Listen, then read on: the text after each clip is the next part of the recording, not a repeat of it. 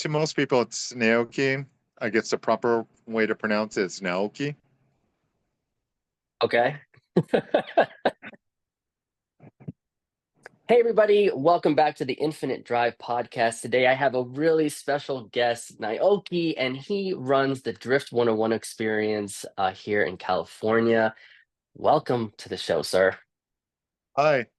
Uh, nice to meet everybody. So, Yeah, exactly. yeah. So I met you on my 40th birthday. I signed up for Drift 101. Never met you before, didn't know much about Drift 101 at all. And I had just one of the best days of my life with you guys.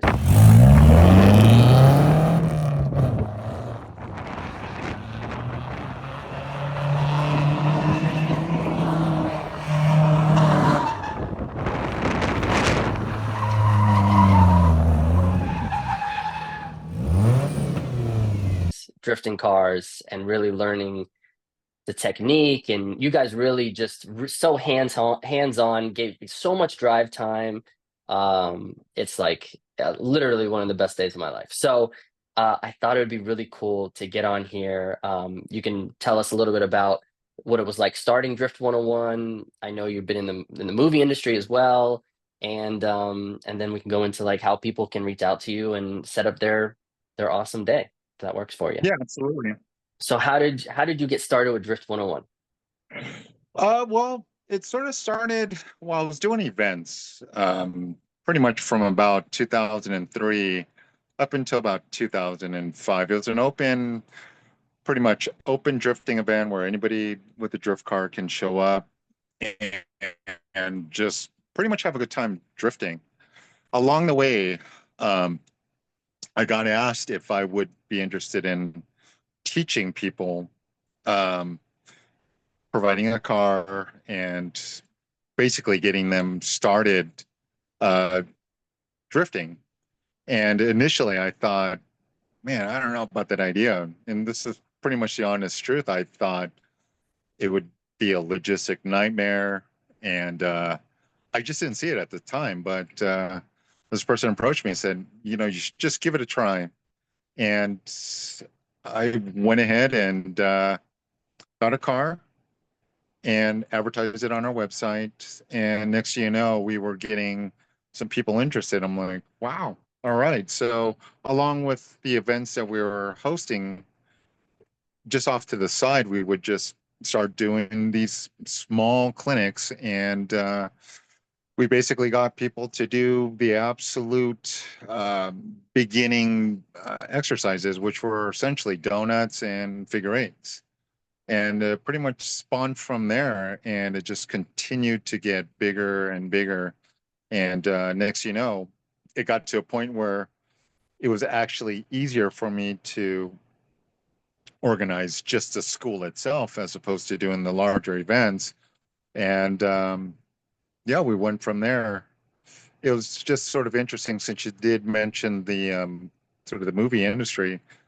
Just around that time, you started seeing cars sliding in movies, TVs, and commercials. And to us, it became sort of the norm where sliding a car wasn't a big deal. But we started getting a lot of stunt performers, stunt drivers that were sort of interested, and they were getting asked as well, like, can you slide a car the same way that we seen in this commercial? And next, we started providing classes for the the movie industry, and that's how I sort of got involved in that as well.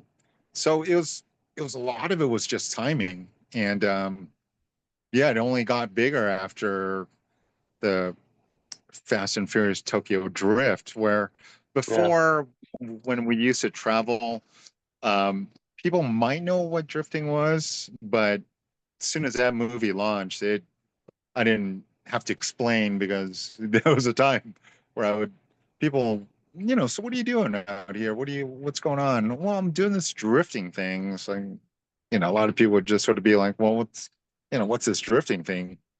And I'd kind of have to explain it. But after the movie, um, pretty much released, it just became that much easier. So, Yeah, that's yeah, so cool. Fast and Furious really changed the entire tuner world in general, right? So, Yeah. and then yeah, I mean Tokyo Drift came out, and like sliding was new for me at around that time too. I knew about it. I had a 350Z that was all tuned. So because you drive a 350Z at that time, early 2000s, they were all sliding, so you were aware of it. But yeah, that really changed the scope of bringing drifting to the population. It basically needed a name because, you know, when I think in the earlier days, when people would see it, they would be like, well, that's what I used to do when I grew up in the farm, you know, or, you know, I'd steal my dad's truck and, you know, basically do donuts. They, it was never, there was never quite a definition for what a lot of the country were doing anyways. So it was kind of good to specify, hey, this is what you were trying to do back when, now has a name and it's called drifting. Can you give us a little background of your motor experience before 2004? Like, were you racing cars when you were a teenager? Were you, you know, are you originally from America as well? Yeah, I was born and raised in Los Angeles, Okay. and you know, I grew up. I was the young kid that had the big Hot Wheel collection. So I've always grown up loving cars, and from there, you know, by buying a handful of magazines here and there, you'd hear about these track events, and I fell in love with the whole idea of going to the track first. You know, doing a lot of the time trial stuff, and after that, I ended up getting a well, I fell in love with two things. One is the rear-wheel drive Corolla, which is known as the A86 or the Hachiroku. And then the second thing was purchasing or borrowing some of the old school option video, the video cassettes. 折り返しになりました。バッチリない。ちょっと小さくなってきたな。ちょっと小さくなってきたな。ちょっと。ああ、ちょっと小さくなってきたな。ちょっと。 And I would actually go into Little Tokyo, rent as many as I could, watch them, and share them with my friends. And that's when I sort of became interested in the whole drifting thing. And from there, you, because of my passion for the Hachiroku, I used to go to this website known as Club 4AG. Right around that time, there was you know some talk on the forums about people actually drifting in the canyons, and I wanted to somehow legitimize it. And I ended up going to Irwindale Speedway and approaching them and gave them this crazy idea of like, hey, uh, I want to do a drifting event there. And they're like, you know, once again, back then it was just like, what's this drifting thing? And I couldn't think of anything that was close enough to compare it to drifting. So I pretty much said, well, just imagine an autocross course, but you have people that are doing it sideways. And they're like, sure, why not? You know, so That's awesome. Erwin essentially gave us the first actual opportunity to host these events. So yeah, that's basically how my passion for a particular car, road racing, and then, you know, this talk about drifting all sort of became, you know, the very first open drifting event in pretty much North America. Wow. Thanks Yeah. to Irwindale, I mean, for allowing that too. Yeah. So it's kind of interesting, even with Irwindale, you know, people think about the Pro Series, you know, Formula Drift, sort of creating or helping Irwindale become who they were. Unfortunately, they're not around anymore. It's Yeah. unfortunate, but it's, to me, it's the staff and the fact that um, someone there took a chance Yeah. and said, "Hey, I kind of like what you're possibly doing," and because of that, that's when, you know, D1 from Japan, which is the premier Japanese series, decided to do the very first, you know, competition at Irwindale. Then soon followed was Formula Drift. So um, that that track in in all sense, pretty much brought drifting to the US. So from Hot Wheels cars to the Corolla to meeting with Irwindale to events to the school, Yeah, what's next for Drift 101 in you? Where do you see it in the next maybe 5 years? that's a great question. Um, I always feel like my school shouldn't be the same. So for me, one thing I'd like to see it is more or less a universal sort of way of teaching. I think even with some of the ways that it's being taught right now, it's a little bit it's a one way of teaching somebody. I personally like to understand the individual first and pretty much have this idea or relay this message that anybody can learn. And one thing about drifting that I think is so interesting is um, it is such a controlled sport where if if you could do it right and you could do it, um, anybody can pretty much can be involved with the sport. Meaning like a lot more, you know, mature drivers, female participants, and basically try and figure out a way to get the kids involved at a younger age. Yeah. Um, I feel as though right now in California we are pretty much dominating the spread. Where we sort of have a diverse uh, group of individuals that are taking our class. Um, I right now I'd say about a good 35% of our participants are female, and I'd That's a say a high good number. 20. Yeah, it is. And the one thing that I see is that there's a lot of people that want to participate, and it's very diverse. And even our age range, our average participants are typically from 35 to 50. And Right here, look, 40, I was like, yeah, yeah, time to do it. yeah, yeah. So, That's so awesome. with that being said, I think it is possible to get people to sort of send out more of a universal message that anybody can get involved. It's Yeah. just a matter of how do we how do we encourage that? Do you offer, I mean, I guess it's tough to do virtual drift lessons, right? Because because Yeah, first of all, you need, I was thinking to myself the other day, because I had reached out to you a few months after because I was like, I want to do this more, right? And yeah, fires happen and life or whatever, and I hadn't had the chance to do that. But I was also thinking, I was like, okay, well, maybe I'll just invest, like buy a rear wheel drive stick shift car to at least start to have a little beater. But then I was thinking, I mean, I'm 40, I got like things going on, like I can't just go on the street and do it. And I was like, where am I gonna find it's like really tough to find a place to safely do it and legally do it, right? yeah, So I think that's where someone like you is so important because you're like, well, I offer both of that. There's very little investment up front because you have the cars.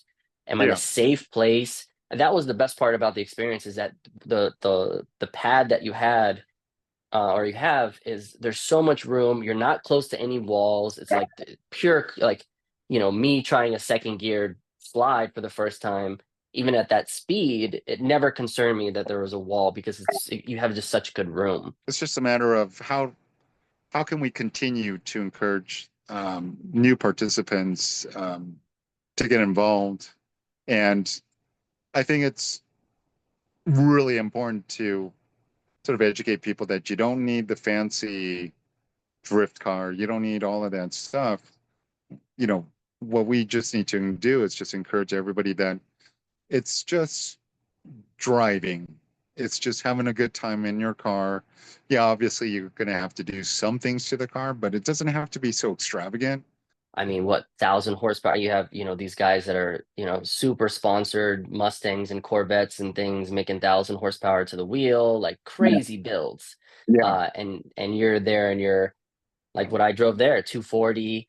with a locking diff and some springs, and Yeah. that's really it, so it's very, it's it's a very different situation there. And that's the tough part right now is it's just always trying to tell everybody you don't need it. You don't need half the things that either your buddies or with social media, the websites or that they're telling you need, because it just makes it harder, because it's the whole idea of drifting should be it's attainable for a lot of people. And then even for myself, I try to practice what I preach. When I go to events, I don't think about, I'm not trying to put on a show per se.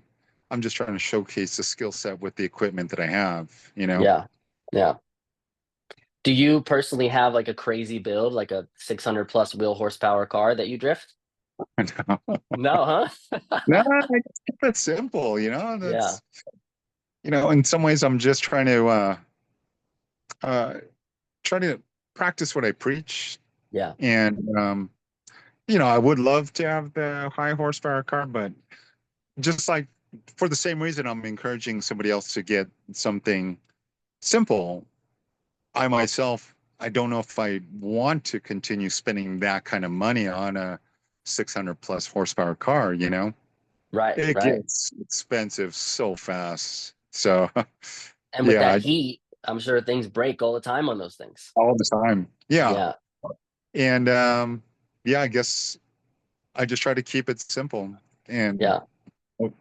promote the fun. Can you make a relatively stock 350Z or even a relatively stock Infinity, the G35s? Yeah. Can you drive it until you realize you need modifications to it?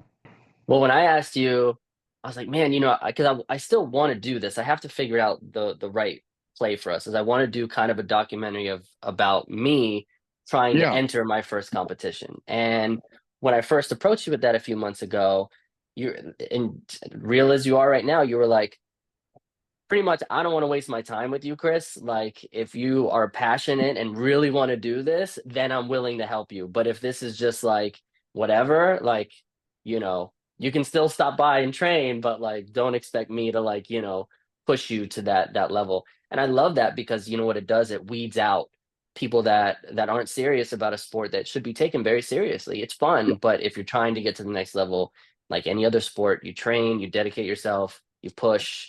So I appreciate it about you, that realness. Well, there's also for me, I don't want to end up training somebody and taking their money if I don't if I don't feel as though they themselves or I myself can help them reach their goal. Right. I it just it just doesn't seem right. And drifting at a competitive level, it's a little bit different than say, hey, I want to compete in this road racing event, or there's a lot of sort of spec classes that you can compete in. Right. Um, Getting them to understand a driver to understand lines just to become faster, it's not um, it's not as difficult as for me to find that sort of inner competitiveness when it comes to drifting.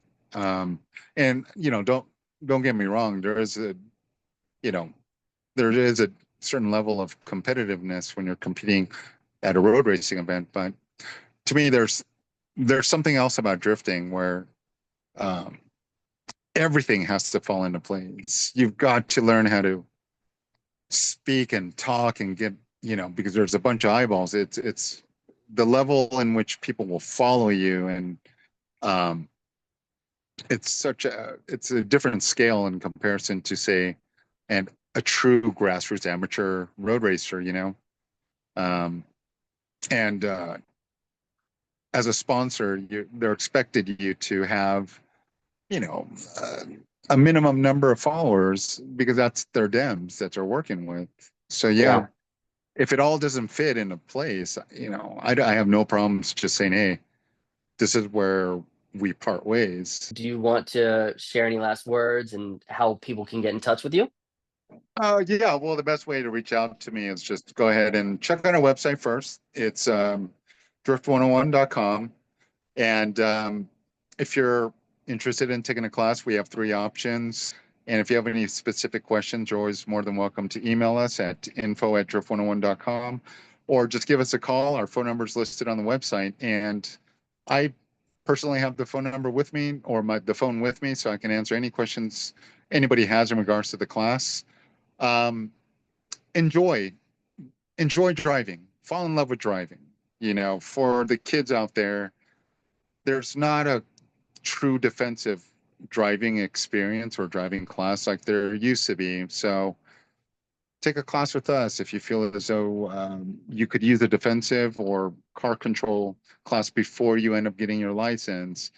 For everybody else out there, we are available for anybody. I literally mean anybody to come out and experience what drifting is all about. And keep us busy, keep me busy. I Yeah. want to have fun. All I want to do is just watch everybody learn sort of the art form of drifting. So check us out. I'm terrible with my social media accounts. If you want to know anything about what we do, you're best off just going to the website, and that's drift101.com. Yeah. Thank you so much. And I left my review on Google reviews, and you guys have a ton on there, like all 5 stars, because we leave you very sad. We're like, when can we do this again every time? So again, man, thank you so much for giving me my best 40th birthday and Yeah. for being on our podcast today. Well, I appreciate it, and I hope to see you out soon. I gotta That's come back, man. I gotta come back. Even if it's just yeah, I just pay you for a half a day to do some sliding. I mean, it's well worth absolutely. it. Yeah, Yeah, yeah, yeah, yeah. Well, sure. let me know. I And will. I thank will. you very much. I appreciate it. Thank you. Yeah, nice All right. seeing you. Yeah. Take All care. right. Bye. All right. Bye.